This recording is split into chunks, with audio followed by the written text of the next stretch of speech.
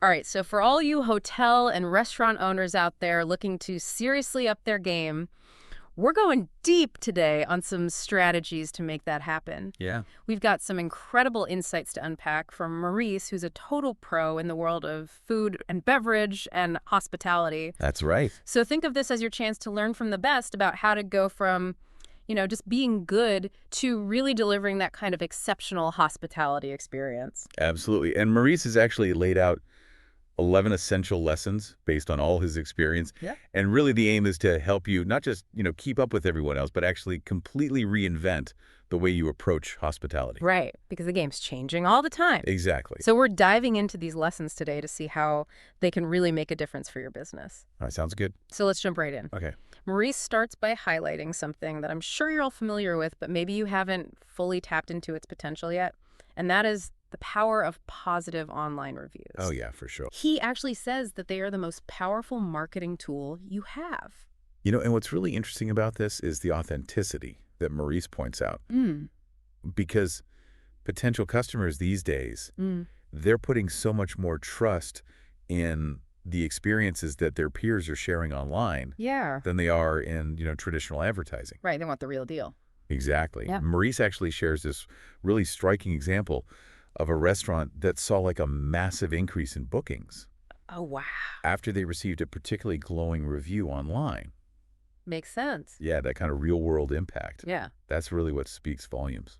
It does. And, it wasn't just like a temporary spike from that review either. Right. They actually had to make some pretty significant adjustments to how they were operating Tuesday. to handle all the extra demand. Wow, so it was really a game changer for them. Yeah, completely. Mm-hmm. So Maurice actually offers this really smart, practical tip for encouraging more of these valuable reviews. I'm listening. He suggests that even a small gesture of appreciation for those customers who are clearly satisfied, like, a complimentary dessert, or maybe a coffee, just a little something to say thank you, can be a surprisingly effective way to encourage them to share their positive experiences online. I like that. It's really a tiny investment for potentially huge returns in terms of visibility and bringing in new customers. It is interesting to think about the psychology behind that, though, isn't it? Yeah. If a customer has already had a great experience, and then on top of that, they receive this little unexpected token of appreciation, Right. they're probably going to feel even better about their visit Absolutely. and more likely to share that good feeling in a review. Right. It just feels genuine. Exactly. It's Yeah. not a transaction. It's like genuine gratitude. So as your hotel or restaurant starts to gain recognition and maybe even win some awards, Okay, yeah. Maurice cautions that this success naturally comes with higher expectations from your customer. Right, which is a good problem to have. It is a fantastic problem to have, but it means you need to proactively shift your mindset about how you operate. Okay, I see. Because essentially, when you reach a certain level of reputation, Uh-huh. you're raising the bar across the board. Makes sense. So guests who are drawn to a place because of awards or consistently amazing feedback online, Right. they're naturally going to have higher expectations for every single part of their experience. Yeah, of course. From the moment they walk in to the moment they leave, and especially the service. Oh, yeah, the service is key. And Maurice really stresses that meeting those higher expectations is absolutely vital for keeping that momentum going. Absolutely. He actually shares this really insightful example about using staff training sessions that include realistic simulations. Interesting. So this isn't just about memorizing protocols. Right. It's about giving your team the skills to anticipate tricky situations and respond with grace and professionalism. So they're ready for anything. Exactly. And what's so effective about these simulations is that your team gets to practice and really internalize those high-level service standards in a safe environment. Oh, that's smart. No pressure. Yeah. They can refine their responses, learn from different scenarios, and build that muscle memory for delivering top-notch service, even when things get challenging. I like that because then they're not caught off guard Right. Exactly. in a real situation. Okay, so you've got that impeccable service down. Okay.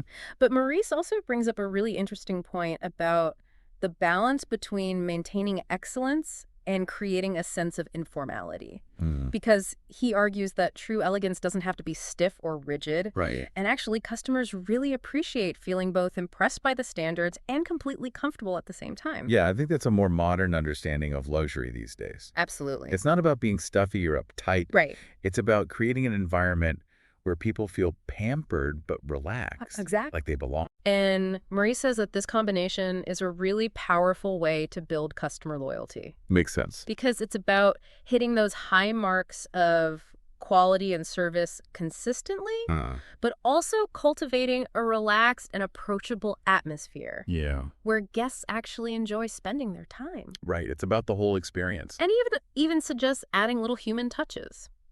Like maybe a server sharing a little story about where a dish comes from, or just engaging in some light, genuine conversation. I see. These are the kinds of moments that people really remember. Absolutely, because it makes it more than just a transaction. Right. You're building a connection, a rapport with the guests. Exactly, even if it's just a brief interaction. And people remember those personal touches. Yeah, they do. Yeah. Now, on the subject of informality, Uh-huh. Maurice makes this really important distinction that informality isn't something you can just suddenly decide to do. Right. It's actually something you earn over time by building trust and rapport. He compares it to a personal relationship, which usually starts out a bit more formal Yeah. and then gradually becomes more relaxed as you get to know each other better. I like that analogy. Because if you try to jump straight into super casual interactions with guests, Right. before you've established that foundation of professionalism and trust, it can come across as inauthentic or even disrespectful. Yeah. I can see that. It's about understanding the natural progression of that relationship with the guest. Okay, so how do you do that? Well, Maurice gives a great example. I'm all ears. He says you start with consistently impeccable service, which might be a little more formal at first, Yeah. but then as that trust and comfort level grows, you can allow for more spontaneous and informal gestures. I see. A knowing smile, a little joke, a more relaxed tone. Got it. It just feels more natural and genuine that way. Yeah, I can see that. So it's about reading your guests' cues. Right. Some might prefer a consistently formal approach, Sure. while others will appreciate those moments of relaxed interaction. Yeah, once they're comfortable. Exactly. Sure. All right, shifting gears a bit. Okay. Maurice talks about a really subtle but crucial difference between waiters who are just attentive and those who really pay attention to their guests. Okay, so there's a difference. Big difference. Right. He says that the waiters who are really good at creating genuine emotional connections with their customers, Yeah, they're the ones who are going to be more successful in the long run. that makes sense. It's about moving beyond just going through the motions of service Right. to actually engaging with the guest on a human level. Okay. So attentive service is efficient and responsive to immediate needs, Yeah. but service that really pays attention goes deeper. It anticipates the needs that aren't being said out loud. Okay. And it fosters a real sense of connection and empathy. I see. And that deeper connection is what creates those really positive, lasting impressions. So Maurice has a really practical tip for cultivating this in your team. Okay, what's that? He says, encourage them to slow down and actually show genuine interest in their guests. Okay. Even something as simple as asking a personalized question. Like what? Like, have you had a chance to try any of our local specialties? Okay. It can turn a routine order into a memorable conversation. Yeah, I like that. Because those little moments of genuine curiosity and engagement, Right. they make the customer feel seen and valued as a person, Absolutely. not just another order. It's about making them feel like they matter. Exactly. Okay. All right, now this next point from Maurice is where things get a little bit daring. Okay, I'm intrigued. He talks about the power of being irrational in your pursuit of excellence. Irrational. Okay. Yeah, he actually tells this story about a restaurant that was ranked last in their local area, and they made this crazy decision to aim for the very top spot. Wow. So he's challenging that conventional wisdom of setting realistic goals. It's about embracing a mindset of really big ambition, Okay. setting goals that might seem impossible at first. Yeah. It's not about being unrealistic. It's about creating a vision that pushes your team beyond what they think they're capable of. So it's like inspiring them to reach further. Exactly. And the key takeaway is that by setting those ambitious, almost irrational goals, Yeah. and then getting your entire team excited about them, Okay. that's how you unlock their potential. Right. They rise to the challenge. They do, and it's about seeing every challenge as an opportunity, Okay. not an obstacle. I like that. Because that shared sense of purpose, that commitment to a big goal, Right. that can be so energizing for a team. It can, and it fosters so much creativity Right. when everyone's working together towards something big. Right. So building on this idea of pushing boundaries, Okay. Maurice introduces the concept of irrational hospitality, Irrational hospitality. which is all about focusing on those extraordinary, unexpected details. He says that the real difference between a good experience and a truly exceptional one Yeah. often comes down to those small touches. Okay, the little things. He asks, why settle for just a standard welcome? Right. It's about going above and beyond what guests expect Okay. to create those wow moments. How do you do that? Well, he gives a great example. Okay. He suggests getting rid of the traditional welcome podium Oh, interesting. to make guests feel more at home right away. Okay. Sometimes he says a genuine warm smile and a direct greeting are all you need to make someone feel truly welcome and valued. I see that, yeah. So it's about removing those barriers Right. and creating a more open and inviting atmosphere. From the moment they step inside. Exactly. Okay. All right, now let's talk about the flow of a perfect dining experience. Okay. Maurice brings up a really interesting point about how the payment process can actually disrupt that magical feeling Oh, yeah. because it shifts the focus back to the transaction. Right, it kind of brings you back down to earth. It does. After a lovely evening. Right after you've spent all this time creating this seamless, delightful experience, Yeah. suddenly the bill arrives and it's like a bump in the road. It can be. So Maurice suggests exploring some of those more innovative payment solutions Dang. that aim to minimize that disruption. I'm listening. He mentions things like discrete in-app payment systems, or even sending the bill after the guest has left. Interesting. The goal is to keep that seamless, immersive experience going for as long as possible. Right, so it doesn't break the spell. Exactly. I like that. Now let's talk about menus. Okay. Maurice encourages us to think about the menu as more than just a list of dishes.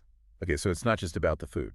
It's a chance to interact with your guests and really understand their preferences. Okay. Because it's often the first real interaction a guest has with what you offer. Right. So it shouldn't just be informative, it should be inviting, Yeah. spark their curiosity, and encourage conversation. I see. He has this fantastic idea about creating a more interactive menu, Tell me more. where customers can choose key ingredients or indicate their preferences. Interesting. This opens up the door for richer, more personalized conversations Okay. and a more tailored dining experience. Yeah, it makes them feel like they're getting something special. Exactly. And speaking of feeling valued, Uh-huh. Maurice emphasizes that all customers want to feel special, Of course. no matter how often they visit. Right. He challenges the idea of reserving VIP treatment for just a select few. He says every guest who chooses to spend their time and money at your establishment Yeah. is a VIP in their own right, I like that. and they deserve to feel appreciated. Absolutely. He suggests doing things like organizing kitchen tours for all your customers. Oh, that's a great idea. Not just the VIPs. Yeah. It's a way to create a really unique and memorable experience. Right. It gives them a behind-the-scenes look. Exactly. And they get to see the passion and the skill that goes into creating their meal. It makes the experience so much more personal. It does. Okay. Finally, let's talk about those inevitable moments when things don't quite go as planned. Uh-oh. Maurice has this amazing perspective on this.